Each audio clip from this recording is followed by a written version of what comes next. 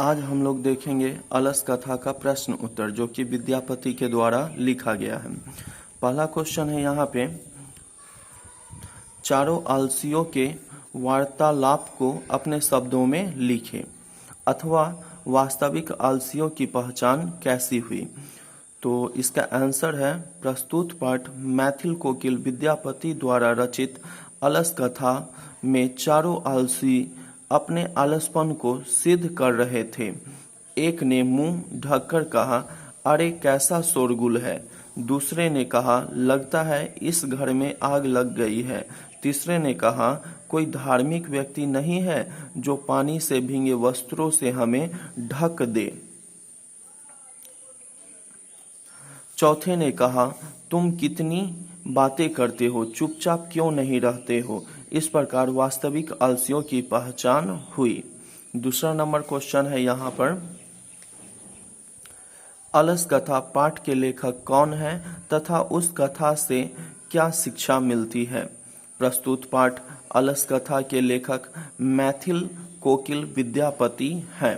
प्रस्तुत पाठ से हमें यह शिक्षा मिलती है कि आलसी आत्मनिर्भर न होकर दूसरे पर वे निर्भर हो जाते हैं। उनका भरण पोषण कोई दयावान व्यक्ति ही करता है।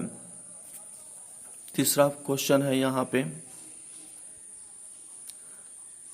अलस कथा का क्या संदेश है। अलस कथा का संदेश है कि आलस्य मनुष्य का सबसे बड़ा शत्रु है। जीवन में विकास के लिए व्यक्ति का कर्मठ होना आवश्यक है। चौथा प्रश्न है, अलस कथा पाठ का 5 वाक्यों में परिचय दे।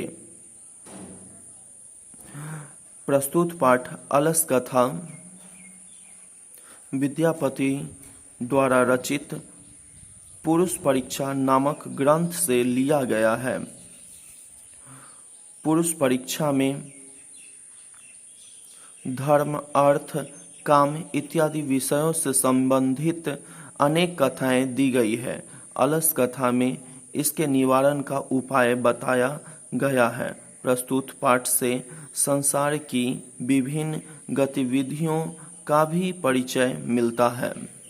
अगला प्रश्न हम देखेंगे, क्वेश्चन नंबर 5 कहता है, विद्यापति कौन थे, उन्होंने किस ग्रंथ की रचना की तथा अलस कथा में किसकी कहानी है। विद्यापति एक महान कवि एवं लेखक थे। विद्यापति ने पुरुष परीक्षा नामक ग्रंथ की रचना की। इस ग्रंथ में मानवीय गुणों के महत्व का वर्णन किया गया है। दोष को दूर करने का उपाय बताया गया है। अलस कथा में आलसियों की कहानी है। छठा प्रश्न है यहाँ पे,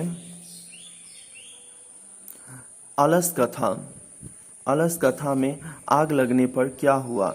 मैथिल कोकिल विद्यापति द्वारा रचित अलस कथा में जब आलसशाला में आग लगी तो सभी धूर्त आलसी भाग गए, और जब आग ज्यादा फैलने लगी तो नियोगी पुरुषों ने चारों वास्तविक आलसियों का बाल पकड़कर खींचते हुए बाहर निकाला।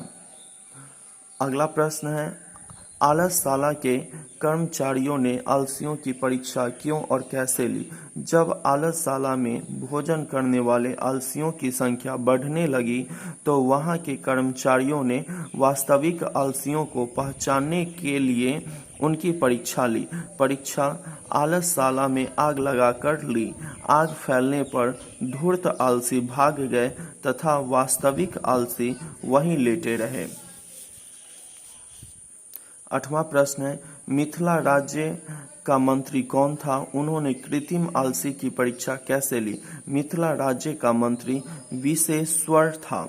उन्होंने आलसशाला में आग लगाकर कृत्रिम आलसी की परीक्षा ली। आग फैलने पर 4 वास्तविक आलसियों को छोड़कर सभी धूर्त आलसी भाग गए। ये जितने भी प्रश्न हैं ये अक्सर बोर्ड एग्जामिनेशन में पूछा जाता है। आप लोग इसे याद कर लीजिए, परीक्षा के लिए काफ़ी इम्पोर्टेंट है।